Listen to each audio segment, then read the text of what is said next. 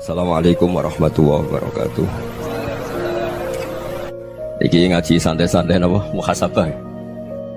Muhasabah itu kalau Kiai Jawa maknani itu ngoreksi diri sendiri. Jadi menghitung diri sendiri.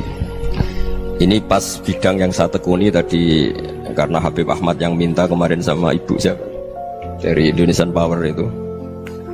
Ibu Lia, saya turutin sekaligus saya sambil belajar terus tentang muhasabah. Dalam konteks Indonesia, muhasabah itu sudah jadi perilaku ya. Karena dulu orang tua saya, guru-guru saya kalau ngandani itu, bayangkan kalau kamu jadi dia. Jadi misalnya kita mentang-mentang atasan, otoriter sama bawahan. Bayangkan kalau kamu jadi yang bawahan itu kayak apa? Laukun tamakanah, kalau orang Arab bilang, bayangkan kalau kamu di posisi dia. Makanya guyonannya orang-orang Indonesia itu kan orang ngaramkan judi gitu, bareng dikasih tahu. Tapi yang menang anak jenengan, alhamdulillah. Ternyata ngaramkan itu karena ada anaknya. Kalau anaknya yang menang ya seneng. Meskipun itu guyonan, tapi saya punya padanan itu dalam kitab Hikam. Nabi Ibrahim itu Khalilur Rahman, tentu bencinya minta ampun sama yang namanya maksiat. Suatu saat beliau diterbangkan di alam malakut. Itu kalau di Hikam saya halaman 15 juga. Saya masih ingat betul. Mungkin kalau Anda beda halaman karena beda cetakan. Setelah diterbangkan di alam malakut, diperlihatkan sama Allah, ada orang pezina, ada orang syaribul khomri, ada orang mabuk, ada orang macam-macam. Allah tanya sama Nabi Ibrahim, bagaimana pendapat kamu Ibrahim tentang mereka yang maksiat? Kata Nabi Ibrahim, ya Allah, habisi saja mereka. Mereka hidup di bumi engkau, makan rezeki engkau, kemudian mereka tidak taat sama engkau. Singkat cerita, di fase itu, saya ulang lagi, di fase itu Allah nurutin sampai sekian peristiwa, mungkin 3 atau 4. Sudah setelah sekian tahun Nabi Ibrahim lupa peristiwa itu, kemudian beliau diminta menyembelih anaknya. Ini versi kitab Hikam. Memang versinya banyak tentang kenapa Nabi Ibrahim disuruh menyembelih anaknya. Ketika mau menyembelih anaknya, Nabi Ibrahim ragu. Huwa samratu fuadi, anak saya ini buah hati saya, kenapa engkau suruh menyembelih? Terus kata Allah, apa kamu tidak ingat ketika kamu saya angkat di alam malakut, kemudian kamu usul bunuh-bunuh, saya tidak mempertimbangkan usul Anda, tapi kenapa sekarang saya merintahkan kamu mikir gitu? Terus, ya karena ini anak saya ya Allah. Terus kata Allah, rumang samu sumpukon mata ini gak gawean kau sing gawe kowe enak wae usul mata ini. Jadi saya yang bikin, kemudian Anda enak aja usul membunuh. Semenjak itu Nabi Ibrahim itu di eranya itu asfaqun nas, orang paling sayang sama manusia. Karena kadang kita keras itu ya kebetulan itu tidak anak kita, tidak keluarga kita. Cara orang Jawa itu kan gitu ya, kalau ada perempuan terus macak yang macam-macam pakai sepeda motor cowok, terus wah itu luput suwuk, semoga-moga gini. Tapi setelah dikasih tahu, niku ponakane jenengan, semoga-moga selamat. Jadi jangan-jangan kemarin ahli ma'asi itu kebetulan itu tidak keluarga kita. Kalau keluarga kita yang pernah salah pada kita, semangat kita mintakan maaf. Jangan-jangan kita didikte hukum sosial gitu. Jadi orang yang salah kebetulan tuh orang yang menservis kita, atau keluarga kita, atau orang dekat kita. Jangan-jangan semangat kita mintakan ampun. Tapi kalau sama orang lain kebetulan musuh kita semangatnya minta itu kena azab. Nah ini yang nggak boleh dalam Islam. Islam mengajarkan niru Rasulullah SAW, Nabi itu rahmatal lil alamin. Bahkan kemarin saya ngaji virtual sama beberapa habaib. Ada Habib Ali Al-Jufri dari Mesir, ya. Ada Habib Alwi dari Kuitang, ada Habib Nabil Al-Musawa. Dari sekian habaib itu saya masih ingat, diantaranya yang didawuhkan rahmatan lil alamin itu ketika Nabi adzahu qaumuh, disakiti oleh kaumnya, dan itu mereka masih kafir semua. Itu mereka dapat doanya Nabi, Allahumma hdi qaumi fa innahum la ya'lamun. Kayak apa baiknya Nabi, orang yang menyakiti, yang melukai, tapi Nabi masih berdoa, Allahumma hdi qaumi fa innahum la ya'lamun. Sayyidina Umar dapat doanya Nabi itu ya khina kana kafiran, ketika masih kafir didoakan, Allahumma aizzal Islam bi Umar. Itu ketika masih kafir. Itu pelajaran bagi kita bahwa yang sedang tidak cocok pun itu berdapat doa kita. Ya doa supaya kondisi kita baik, hari tambah baik. Karena agama ini Saya berkali-kali bilang limangka nayarjuwa hawal yawmal akhir. Agama ini diperuntukkan bagi yang selalu punya harapan pada Allah Subhanahu wa Ta'ala. Saya cerita muhasabah ini tentang hubungan kita dengan Allah. Di Indonesia itu banyak orang fasik, banyak orang nakal. Ya di mana-mana orang nakal itu ya mayoritas, wa aksaruhum fasikun. Tapi berkahnya harapan. Mungkin saya kira nakal sok benda, mungkin saya kira sholat sok ben sholat, mungkin sekarang belum sakho, belum dermawan, suatu saat dermawan. Barokahnya itu kefasikan ini dianggap sementara. Sedang fasik, sedang tidak benar. Karena kiai-kiai kita, para guru-guru kita, para habaib utamanya itu mesti bilang semoga husnul khotimah. Nah barokahnya doa itu semoga husnul khotimah itu menjadikan satu pola sosial. Yang sedang fasik ini masih diharapkan jadi lebih baik, jadi lebih. Sehingga kita tidak ngambil sikap ekstrim, yang ingin menghabisi atau ingin mengadili, tidak. Karena selalu kita punya harapan. Dan agama ini limangka nerjuwo hawal yawmal akhir. Bayangkan itu kalau yang nakal itu anak kamu. Pasti kamu gak ingin kan langsung dapat azab, dapat apa. Padahal kita semua jadi tokoh ini abul kulli, bapak dari semuanya. Sehingga ketika Rasulullah SAW jalan-jalan kemudian melihat perempuan sedang menyalakan api. Kalau apinya mati ditiup, anaknya dijauhkan. Nanti kalau sudah jauh dari api, anaknya digendong lagi. Terus kata Rasulullah, matur ke semua sahabat, ara'aitum anna hadhihi tarihatan waladaha 'alan nar. Apa kamu berpendapat bahwa perempuan ini akan melemparkan anaknya ke neraka? Tidak ya Rasulullah. Tidak akan seorang ibu melemparkan anaknya ke api. Terus kata Rasulullah, Allahu arhamu min hadhihi biwaladiha. Allah lebih rahman, lebih rahim dibanding orang tua ini kepada anaknya. Ini yang harus kita kenalkan terus, kita kampanyakan terus supaya orang hubungannya dengan Allah itu nyaman, asik. Sehingga dengan demikian selalu ada harapan bahwa yang sedang nakal ini suatu saat tobat.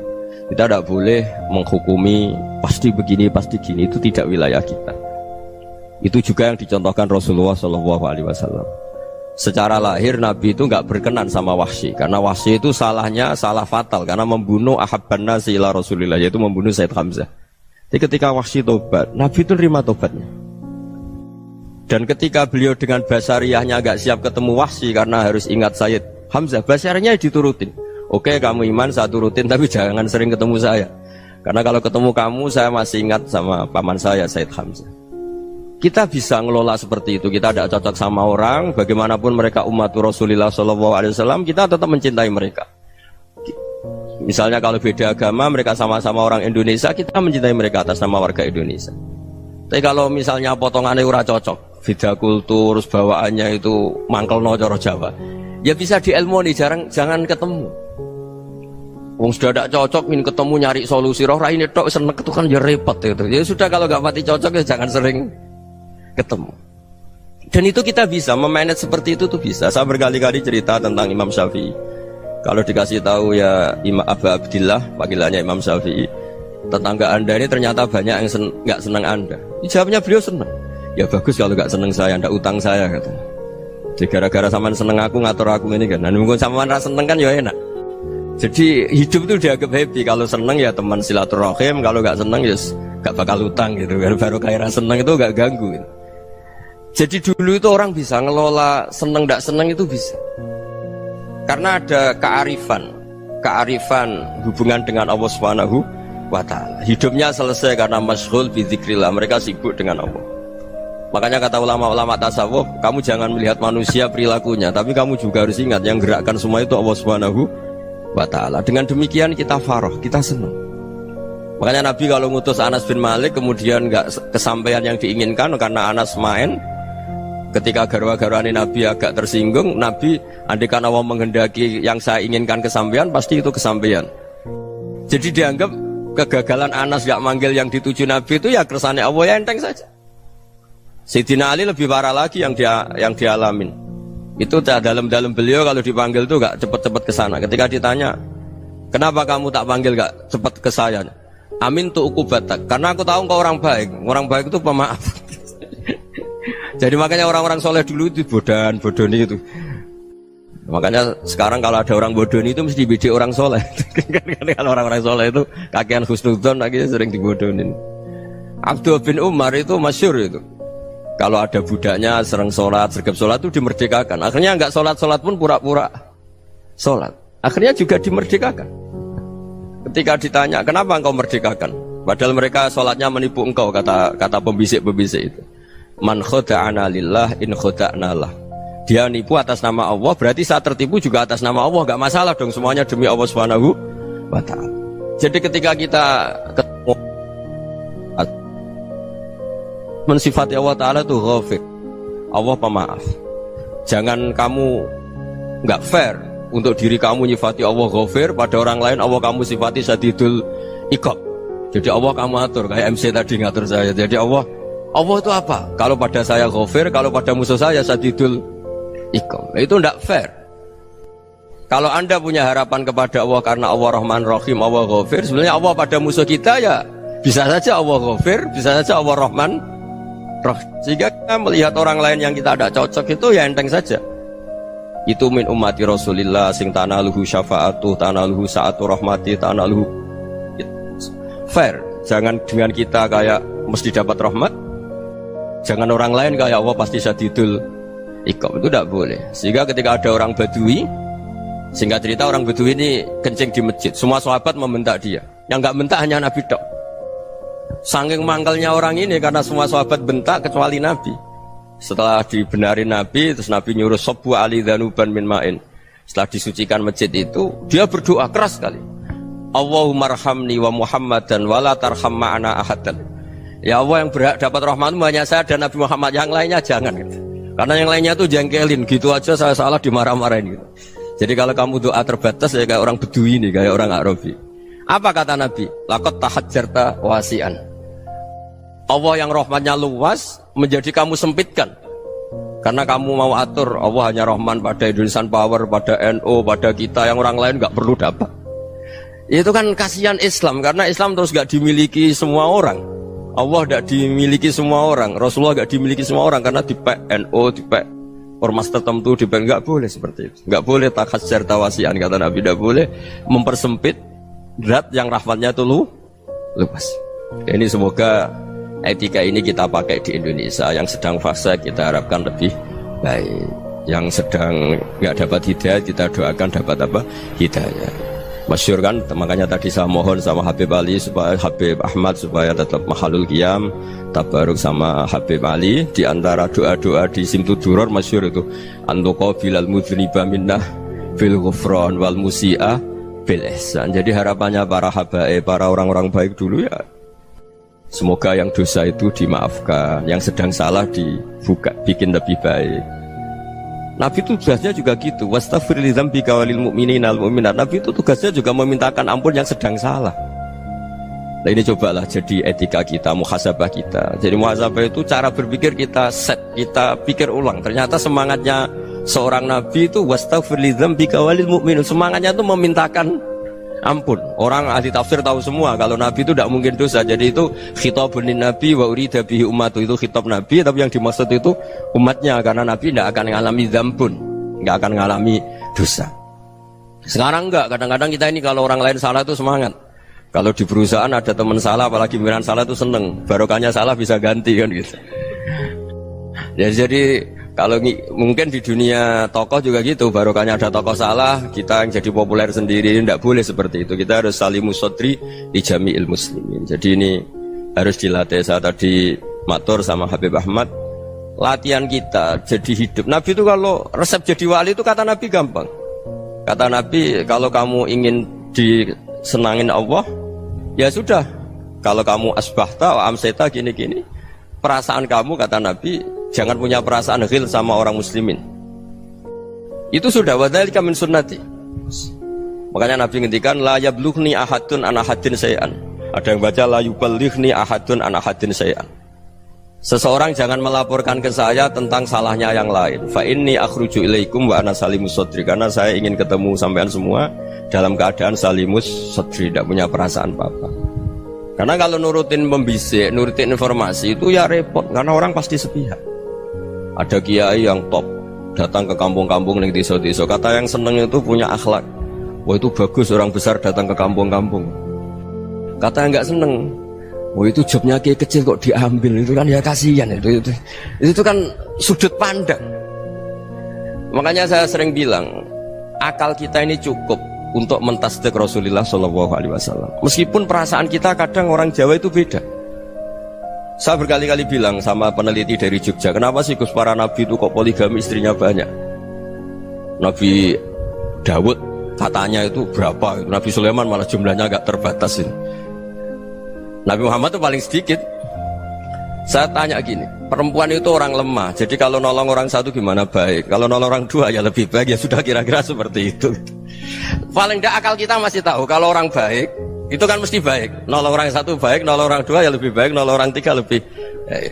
Tapi kalau kamu orang nggak baik, satu saja kamu terlantarin, kamu miskinkan, kamu ya tinggal diukur kan. Kalau orang baik nambah baik, tapi kalau orang buruk tambah buruk. Nah itu akal. Akal kita bisa menganalisis kenapa sih nikah itu ada yang poligami, ada yang enggak. Sudah ukur saja diri kamu. Misalnya kayak saya elek keriting, rabi terus, mau perbanyak wong elek, orang perilaku netok raine dadi elek kabeh gitu. Tapi nak kowe ku ganteng, alim, ganteng, sugih, anake ganteng-ganteng, berhubung kowe saleh ahli swarga kabeh, mertua yo bangga karena karir kamu meyakinkan. Ini mertua kamu aja gak bangga mau nambah. Ipar gak bangga, mertua gak bangga, desa kamu yang kamu wayai juga gak beda dengan Nabi ketika nikah Juwairiyah itu gak ada pernikahan sebarokah Nabi dengan Juwairiyah itu Azharu Rasulillah. Di situ habis perang banyak tawanan, gara-gara jadi besanya Nabi langsung dibebaskan semua karena Azharu Rasulillah. Sekarang besanya Kanjeng Nabi. Dulu Abu Sufyan memangkalnya bukan main sama Nabi, gara-gara putrinya dinikah terus langsung jadi.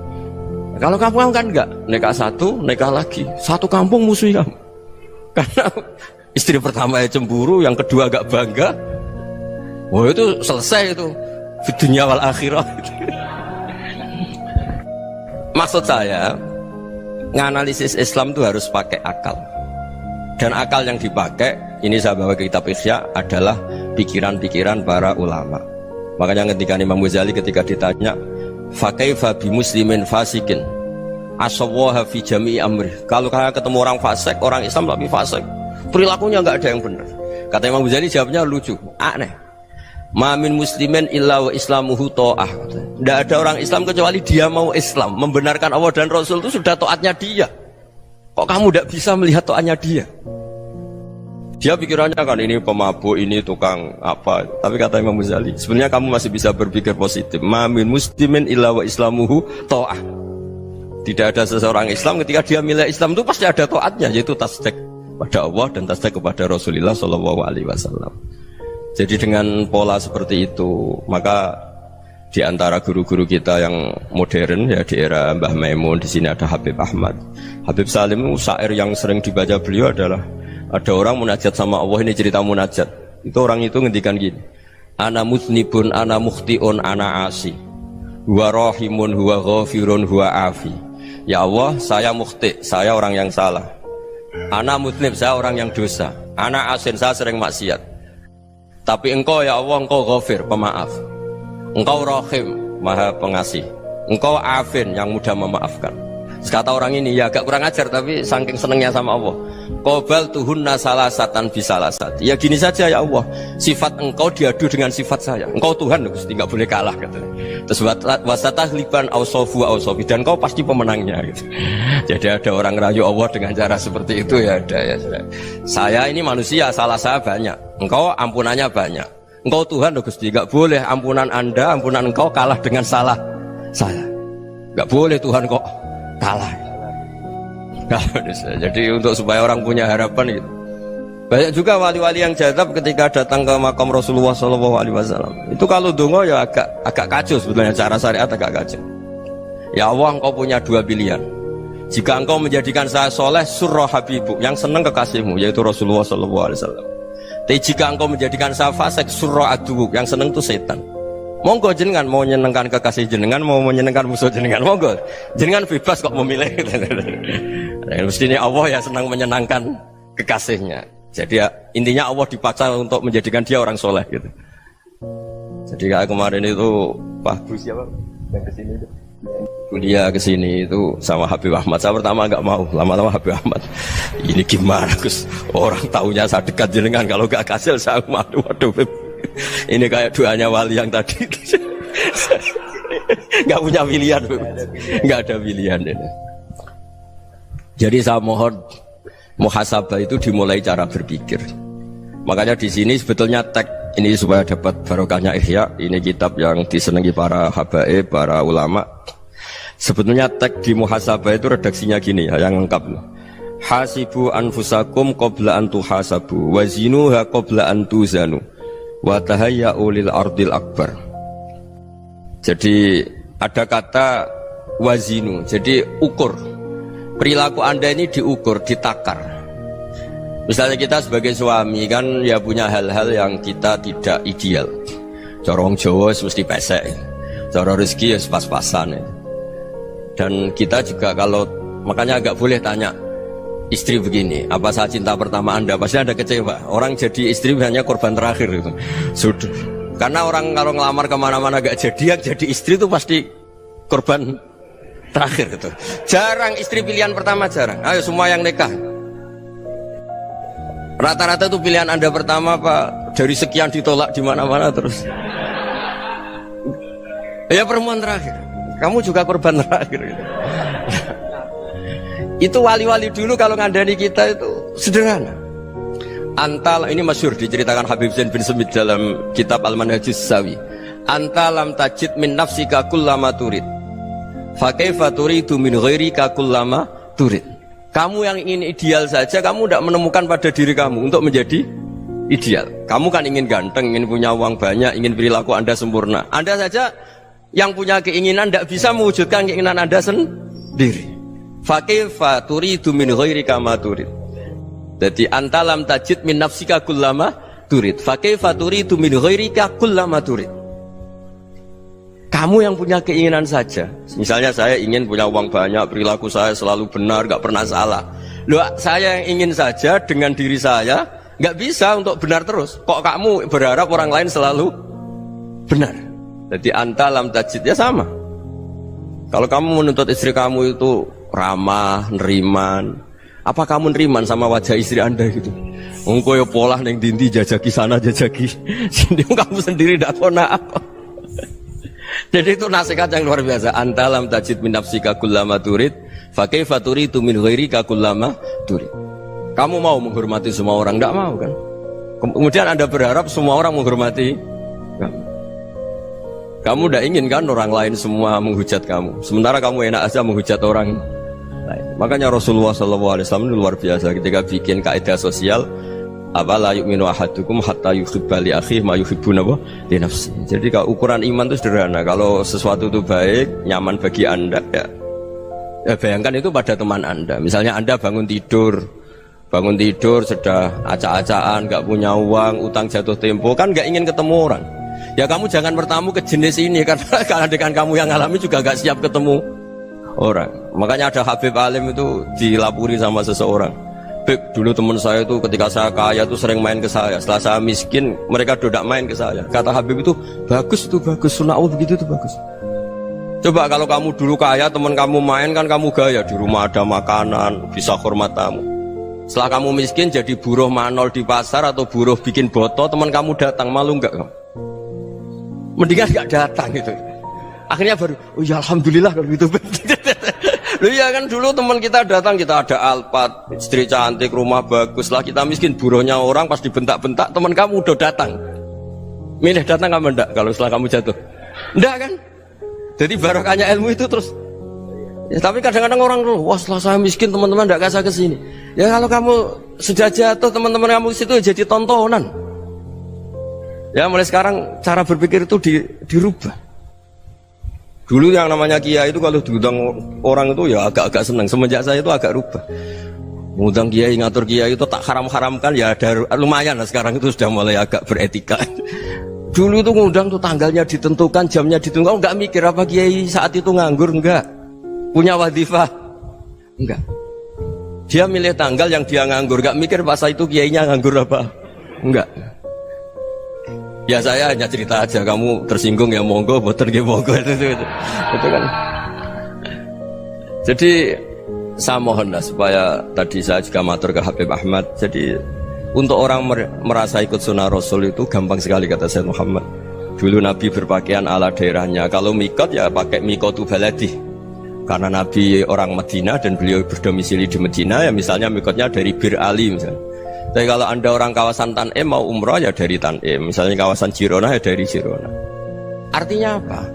Kamu ngambil mikot karena Nabi mikot misalnya dari Bir Ali, bukan berarti kamu harus seperti Nabi di Bir Ali, kamu orang Mekah, misalnya kamu orang Tanim, orang ya harus dari mikot itu apa? Baladi. Sama, makanya di fikih-fikih itu kalau teknik anak, Nabi orang Arab, halawiyatnya kurma ya kurma. Kalau orang Jawa sedegan, semua podo-podo. Ya podo-podo manis.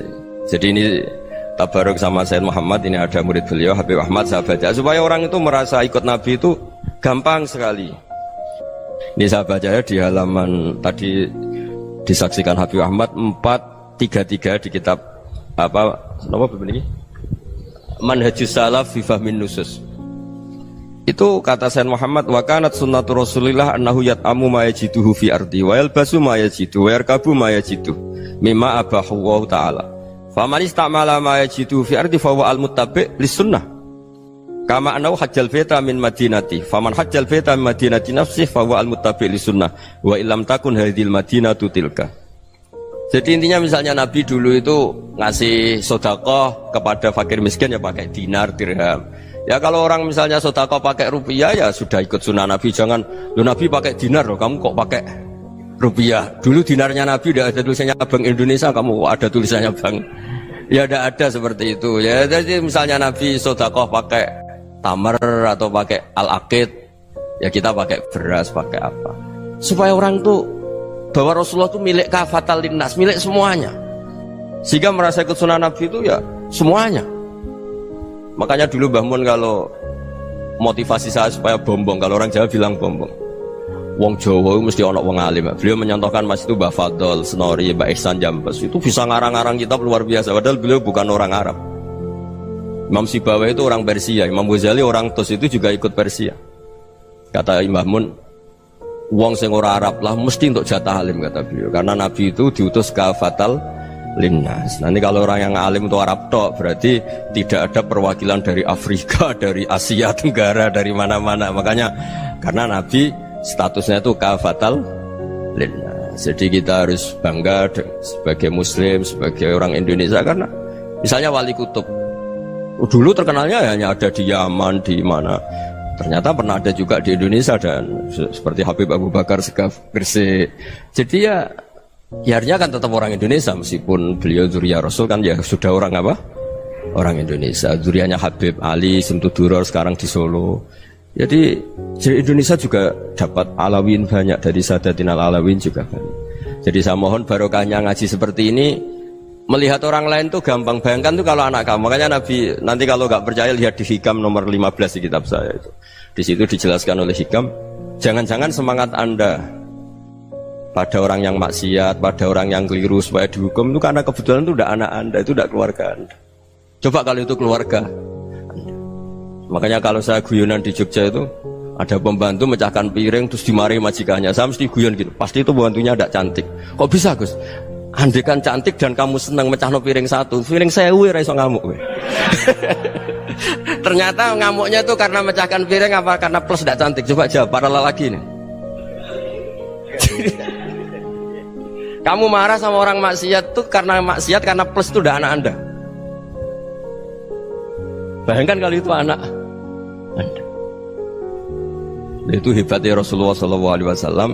Karena kita yang salah pun kadung umatnya, Nabi tetap ngasih fasilitas syafaati li ahlil kabair min ummati. Kayak apa baiknya Nabi? Udah ikut maksiat tapi ikut fasilitasi ngasih syafaat. Loh kalau li ahlil ibadah kan wajar. Nabi ketika ini syafaati li ahlil kabair min ummati. Ya karena tadi logika yang dibangun Rasulullah itu logika yang luar biasa. Kita semangat orang lain kena hukuman itu karena kita tidak punya ra'fah, tidak punya rahmah. Coba kalau Rasulullah yang bil mu'minina ra'ufur Rahim. Semangatnya itu mendoakan supaya tobat, mendoakan diampuni. Dan itu juga yang diperintahkan oleh Allah Subhanahu wa taala, wastaghfir li dzambika walil mu'minina wal mu'minat. Ya semoga barokahnya ngaji ini, barokahnya Habib Ahmad, barokahnya Maulid Simtud Duror, barokahnya semua kitab Madaih, Tibak Berjanji semuanya, barokahnya Ikhya, barokahnya Said Muhammad, barokahnya guru kita semua, Mbah Maimun, bapak saya. Kita ini ngikuti manhaj, ya, ngikuti apa? Manhaj. Saya sering didhawuhi Mbah Mun, kenapa ihdinas siratal mustaqim bukan siratoka? Bukan jalan engkau ya Allah, karena Allah itu nggak bisa kamu tiru. Allah itu tidak tidur, tidak makan, tidak kesel, tidak capek. Yang bisa ditiru itu siratal ladzina an'amta alaihim. Yang bisa ditiru manusia ya niru manusia. Karena Allah itu tidak bisa ditiru. Makanya ihdinas siratal mustaqim siratal ladzina. Dan niru siapa? Niru guru-guru kita. Termasuk niru cara pandang. Jadi misalnya ada orang awam di rumah itu hanya delok reng, delok tikus liwat, itu kan kayak nganggur. Kok ora tahajud malah main delok reng. Melihatnya jangan gitu. Huwa tarokal ma'asiyah. Dia di rumahnya ndak dugem, ndak kemana-mana. Dia berarti malam itu tarkul ma'asi. Tidak nyopet, tidak garong, tidak ke tempat maksiat. Susahnya apa sih husnudzon? Jadi jangan lihat huwa tarkut tahajud, huwa tarokat tahajud, wa taroka qiyamal lail. Oke ya, namanya orang begitu ya tidak tahajud, tidak qiyamul lail. Tapi susahnya apa sih kamu bilang huwa tarokal ma'asiyah? Dia juga meninggalkan maksiat, dan tarkul maksiat itu ibadah. Supaya orang tuh gampang lah husnudzon sama orang muslim. Ini orang mukmin, orang yang luar biasa. Di mata Allah itu orang yang luar biasa. Kayak tadi Imam Ghazali, kalau saya ketemu orang muslim kemudian dia tidak pernah baik, gimana? Kata Imam Ghazali, ma min muslimin illa wa islamuhu ta'ah. Tidak ada orang Islam ketika dia mentasdihkan Allah dan Rasulullah, berarti dia juga punya taat. Ya ini latihan saja, sing iso nglakoni Habib Ahmad kula namung cerita mawon. Kula cerita secara akademik, saya punya kitab, saya baca, dan alhamdulillah kita paham barokahnya para guru, dan supaya terbiasalah. Sebaik-baiknya ibadah husnudzoni billah wa husnudzoni bil mu'min. Soal tidak cocok ya diilmoni tadi ya, namanya nggak cocok ya jangan sering ketemu. Seperti Rasulullah SAW, beliau karena sangat mencintai Said Hamzah, ketemu orang yang pernah begitu sama Said Hamzah ya beliau secara basyariah tidak siap. Tapi beliau secara cara bahasa sekarang, secara profesional, kalau beliau seorang nabi dan harus menerima tobatnya siapapun ya diterima. Saya meskipun dengan AB gak cocok karena dia begini-begini sama saya, tapi saya ingat dia sholat, dia baca sholawat, dia mencintai Rasulullah, ya kita hormat. Ya soal gak cocok ya di manage tadi ya, zurhiban tasdad khubban. Kalau gak pati cocok ya jangan sering ketemu, bawaannya enak nanti. jadi ya semuanya itu diilmoni lah. Makanya ngendikane Ma'ruf Al-Qurhi ada yang baca Al-Kharqi, mangqala fil yaumi salasa marrat wa marham ummata Muhammad kutiba minal abdal. Karena semangat mencintai siapapun satu hari sering baca marham ummata Muhammad wa ma aslih ummata Muhammad wa ma tajawaz an ummati Muhammad, itu mesti kutiba minal abdal. Dia pasti termasuk wali abdal. Maksudnya semangat mencintai ya dilatih lah. Misalnya Indonesia Power atau PLN, andai kan tidak ada PLN itu kayak apa? Orang nggak bisa ngaji, tidak bisa aktivitas. Ya barokahnya ada PLN, barokahnya jasanya. Kita sadar, tidak semua kebaikan kita ini memenuhi keinginan orang banyak. Gitu. Orang banyak ingin listrik, ingin saluran apa, dan itu kadang yang mewujudkan orang lain atau kelompok lain. Ya karena itu manfaat ke orang lain ya kita doakan. Karena khairunas anfa'uhum linnas. Sehingga kita terbiasalah ngakui orang lain. Seperti semangatnya Rasulullah SAW, semuanya itu didoakan, semuanya diinginkan kebaikannya. Bahkan Nabi gak putus asa sampai di akhirat. Ketika Nabi lain sudah putus asa karena sudah akhirat, sampai dimintai syafaat semuanya bilang nafsi, nafsi. Karena merasa semuanya gak punya nyali di depan Allah. Karena ini sudah akhirat, sudah finish. Tapi apa Rasulullah? Analah. Ya sudah, saya sanggup mensyafaati kalian. Terus kata Nabi, fa'atiyal arsya. Saya mendatangi aras fa'akhirru lahu sajidan, saya sujud wa ahmaduhu bima hamida 'allamaniha rabbi. Kemudian saya tetap muji Allah dengan pujian yang terus menerus. Padahal sudah di akhirat, sudah finish. Nabi dimintai syafaat masih sanggup karena Nabi tahu akhirat tidak bisa mendikte Allah, tidak bisa Allah terus bilang, "Ya Allah ini akhirat loh, engkau sudah tidak boleh mensyafaat." Tidak bisa. Allah tidak bisa diganggu akhirat. Allah tidak boleh dibatalkan rahmannya oleh akhirat. Allah tetap Rahman Rahim abadal abad. Dan Nabi tahu itu. Makanya kata para ulama, fa Muhammadun ahmadu min ghairihi. Jadi Nabi Muhammad namanya dua yang terkenal. Sebenarnya banyak yang terkenal dua, Muhammad sama Ahmad. Ketika Nabi punya nyali memuji Allah di akhir akhirat atau sudah di akhirat itu fa Muhammadun ahmadu min ghairi. Ketika nabi lain sudah tidak punya nyali muji Allah karena sudah akhirat, Nabi Muhammad tetap berani muji Allah di saat seperti itu. Makanya ahmadu di situ kata ulama itu af'al tafdil, fa Muhammadun ahmadu min ghairi. Kanjeng Nabi lebih memuji Allah di saat yang nabi lain sudah tidak punya nyali untuk muji Allah di saat itu. Makanya kata Nabi fa akhiru lahu sajidan wa ahmaduhu bimahamida 'allamaniha rabbi. Akhirnya setelah lama gitu terus Allah ngendikan ya Muhammad irfa' ra'sak wasal tu'tah wasfa' tusyaffa. Sudah Muhammad, angkat kepala kamu minta apa saya turutin, dan kalau kamu ingin mensyafaati umatmu saya beri hak napa? Syafaat. Nah, semoga semangat itu juga menjadikan kita munajat bahwa rahmat Allah tidak terbatas, harapan juga tidak terbatas. Mungkin yang sedang nakal ya kita katakan sedang, jangan terus kamu pastikan wah ini mesti suul khotimah, mesti tidak orang baik. Tidak, agama ini liman kana yarjuha wal yaumal akhir, selalu bagi yang punya harapan. Ya, mugi-mugi dapat barokah semua. Mantu dengan kata wassalamualaikum warahmatullahi wabarakatuh.